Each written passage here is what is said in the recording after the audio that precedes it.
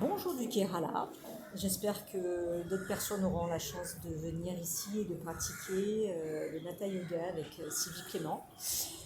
J'ai commencé ma pratique il y a 2 ans, pas du tout par hasard, mais j'étais à une phase de ma vie où on m'a dit qu'il fallait que je change beaucoup de choses, entre autres que je me recentre sur moi et je recherchais aussi, j'avais un tel stress externe et interne avec des douleurs, j'ai pris avis, on m'a conseillé du Hatha Yoga.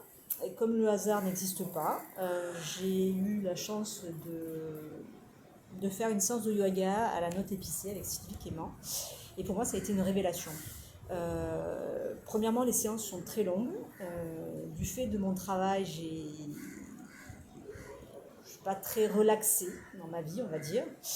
Et là, le fait d'avoir 2 heures et 2 heures et demie de yoga me permettent, on va dire, la première demi-heure de me recentrer et ensuite de pouvoir suivre. L'avantage de ce type de yoga, c'est qu'on combine les positions, le souffle, les visualisations, et tout ça fait qu'on a une concentration qui est extrême.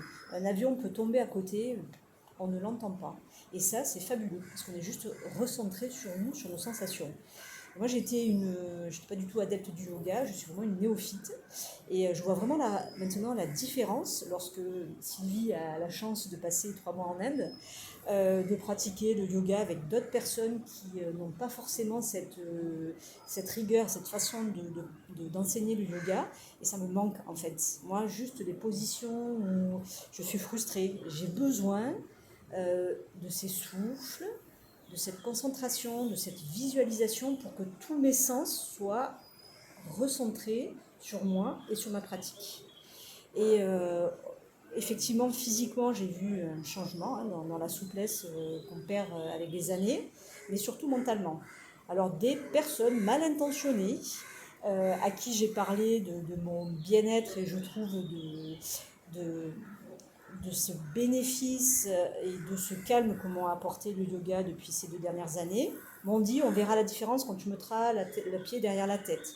C'est petit, hein, je le mets presque derrière la tête, c'est pas très sympathique. Bon.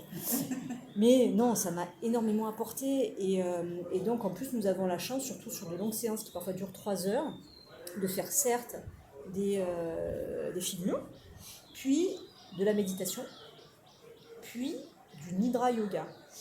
Et moi, je suis vraiment frustrée parce que ces séances m'apportent un tel bien-être que lorsque je m'allonge pour le Nidra, je ne peux malheureusement pas en profiter jusqu'à la fin parce que mon inconscient se recentre vraiment sur moi et on peut dire que je dors.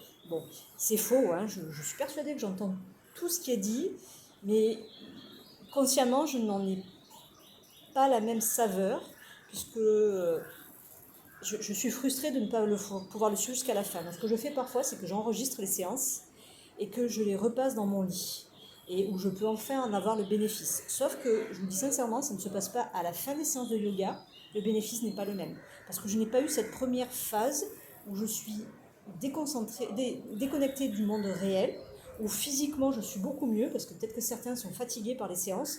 Moi, j'ai une énergie après la séance, c'est incroyable. Je vois vraiment le matin j'arrive, je suis épuisée, je repars, je peux aller faire un footing. C'est incroyable. Et d'ailleurs, j'adore le Hatha Yoga le matin avant d'aller travailler. C'est un confort que je n'ai malheureusement pas souvent, et moi qui m'apporte énormément. Donc je vous conseille d'essayer.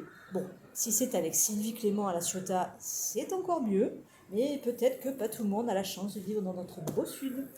Bye bye.